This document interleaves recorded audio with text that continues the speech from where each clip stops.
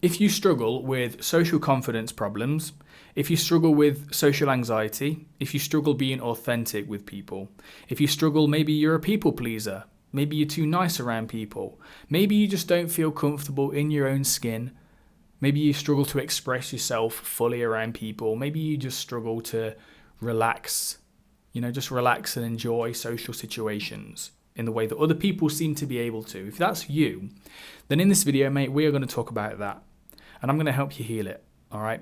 Because the fact is, there is one core reason. You might think there's tons of reasons, but no, they all boil down to a single core fundamental reason. And in this video, that reason, I'm going to talk about it. I'm going to help you understand it. I'm going to help you realize what the reason is. What's the core wound at the base of all of it? I'm going to help you understand why this formed so you can relax and not hate yourself so much and realize it's not your fault. And I'm also going to give you some steps in how to heal the core wound. And if this is your first time on this channel, my friend, my name is Oliver. I'm a coach, I'm a writer, and I am a retreat leader. And on this channel, I help men be authentically confident, without the mask, without the bullshit, without the fake stuff. So what is the reason for all the social confidence issues that you struggle with? What's the reason? What's the core reason? I'm going to tell you 3 words. I'm not enough. I'm not enough.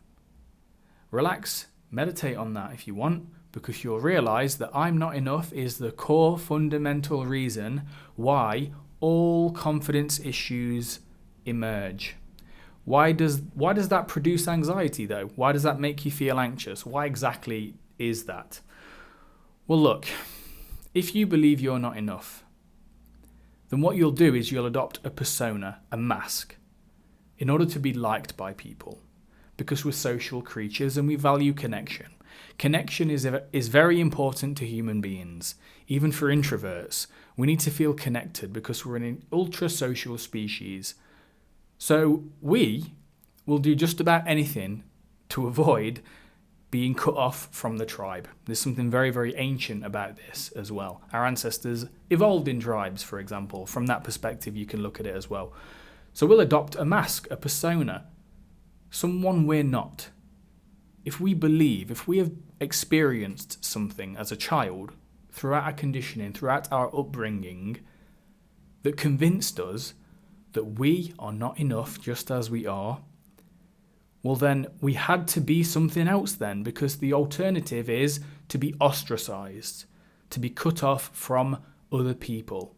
And to a child, that's very painful, isn't it? Because if a child gets cut off from the parents, if a child gets cut off from other people, a child literally cannot survive on their own.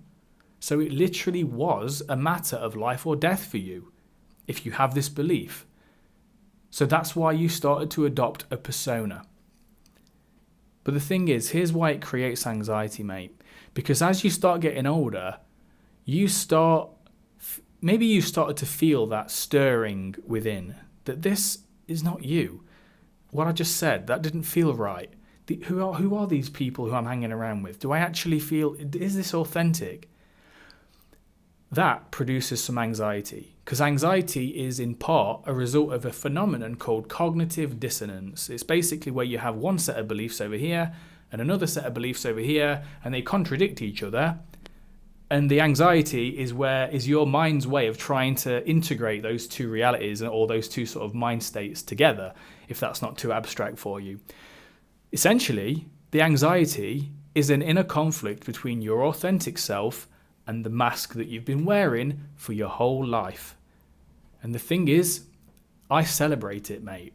When someone comes to me and they says, I'm struggling with social confidence, I have social anxiety, I want to be more authentic, I'm like, that's a cause for celebration, because that's a sign that you're waking up, my friend. It's a sign that you're not content to just wear this mask your entire life. You want to learn who the hell you really are.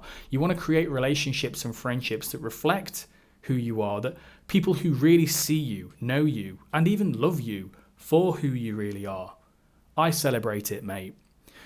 But how do we get there? How do we move past the anxiety? How do we fully embody the authentic self that we know ourselves to be?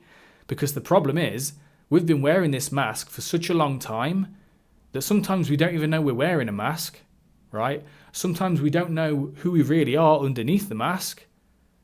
And sometimes the mask wears itself. Like we're in a social situation, something triggers us, and the next thing you know, we're wearing a mask and we're just playing this role out. We don't even know it until later on. And we're like, what happened there? Who was that? So it's not as simple as taking the mask off. This is what the process that I take clients through, like one-to-one clients through. It's all about dropping the mask, realizing what the mask is, and embracing who you are underneath it. Well, the one thing we need to do, man, is we need to heal that core belief. I'm not enough.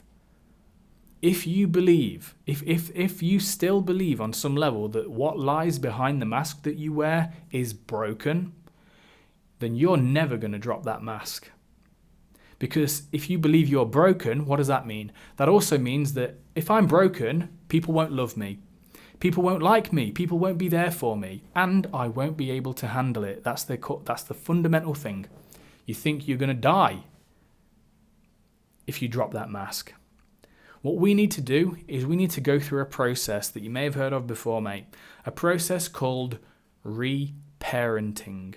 We need to be there for ourselves. We need to be our own parent. We need to be our own best friend.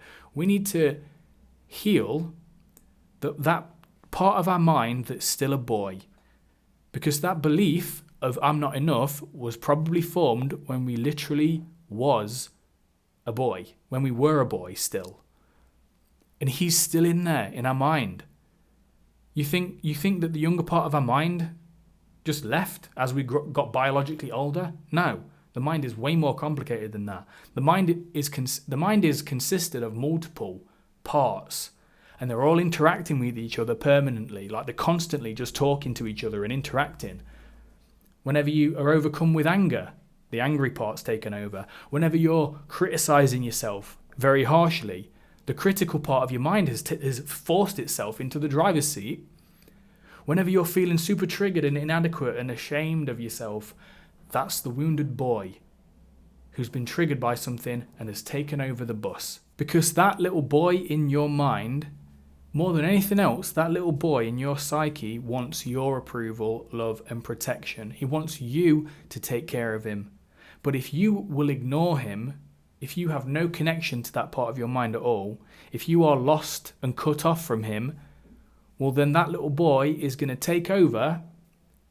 He's going to force himself into the driver's seat of your life, and he is going to crave and desperately try to extract the approval and validation and love from other people. And we all know how that works out.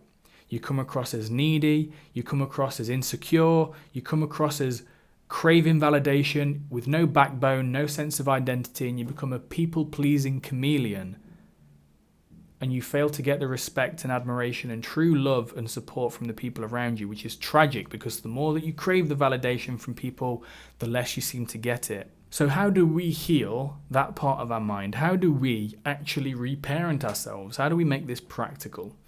Well, mate, what we need to do is we need to reconnect with the boy within us, okay? One thing that we can do, and here's why I really, really love writing. Writing is fantastic because it's like the most cheapest and easiest, most accessible way to start doing the inner work on yourself. So one thing you can do, for example, is write a letter to your younger self, okay? And what I occasionally get clients to do is to actually find a picture of yourself when you were younger. Like do some digging, find a picture of yourself when you were 5, 6, 7. Put that picture on your laptop as you're writing a letter to him. Tell him all the things that you want to say to him.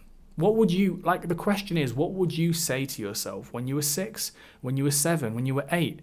Pick an age, it doesn't matter. Like when you were going through the most shit, what encouragement would you say? Like would you give to that kid? If you could truly love that boy in you, what would you say to him? Once you've written the letter, you can then, and this is where it gets interesting, you can then write a letter back from the boy to you. And that's when you can invite the child part of your mind to speak to you back. See, what we need to do, mate, with these 2 letters, this is just one technique, but writing back and forth between the younger part of your mind and you, the adult you that you usually inhabit, what this essentially does, mate, is this allows you to reconnect with that part of your mind. What you can then do is build up over time a relationship with the younger part of your mind. You can then start to find out what that younger part of you is afraid of. You can find out what in your day-to-day triggers the shame, the I'm not enough belief in the younger version of you. So you can respond to the triggers instead of just emotionally react to them. You can find out what the younger self needs and wants and finds interesting and wants to do in life. So that you don't feel like you're this person that doesn't know what he wants. It's because you disconnected from your younger self, mate. Once upon a time when you were younger, you did know what you wanted, but you've lost touch with that part of you. So what I want you to do, man, is to do this writing exercise. Write back and forth. This might mean multiple letters. Write to your younger self. Write from your younger self. Over the course of a week, write multiple letters back and forth. And I want you to really be mindful of the inner critic. When the inner critic comes in, I want you to set some boundaries with that guy. Don't allow your inner critic to be harsh with you, because essentially what's happening is the inner critic in your mind is actually being nasty to the younger part of yourself. And that's when people experience this inner turmoil. They have that critical voice and then they have this shame, and then it just ends up being this vicious cycle where you just end up feeling like utterly dreadful and you don't get anywhere. So set some boundaries with the inner critic and don't allow the inner critic to take over. And another thing, mate, I want you to start practicing some positive self-talk. I want you to start speaking to yourself as you would a best friend. I really do want you to start practicing this. I know you've probably read this in other places before, but how many of you out there watching this have actually practiced it in a disciplined way every day? One thing you can do is do something called mirror work, where you look in the mirror, time yourself 3 minutes a day, 5 minutes a day, and you say something beautifully affirming to yourself. I'm with you. I'm here for you. You're okay just as you are. You are enough just as you are. I will never leave you, right?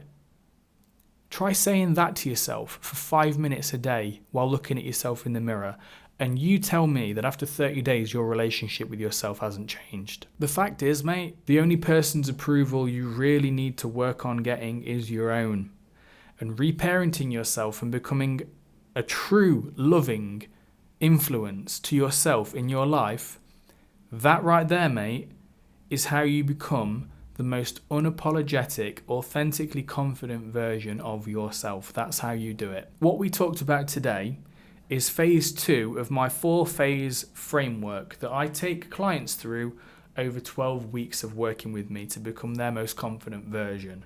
The 4-phase 4A framework goes for awareness, acceptance that we worked on today, authenticity, and action. If you go through those 4 phases, check out my latest video, the last video from this video, if you want a full in-depth breakdown of what the 4 phases are. But phase 2 is what we worked on today, which is the acceptance piece, building that self-love, that self-confidence from within. And if you're interested in working with me, mate, click the link in the pinned comment down below and you can see more details about the program, about testimonials from other men who have gone through the program and the changes they've made. And if you're not ready to work with me yet, then what you can do, mate, as well is you can download my 5-day free Kill the Nice Guy mini course down below, where over 5 days you're going to get practical exercises, reflection exercises, teachings, just in an email every single day, very actionable stuff, and you can take away and do that and get results on your own. Take care, mate, and I'll see you in the next video. Stay courageous.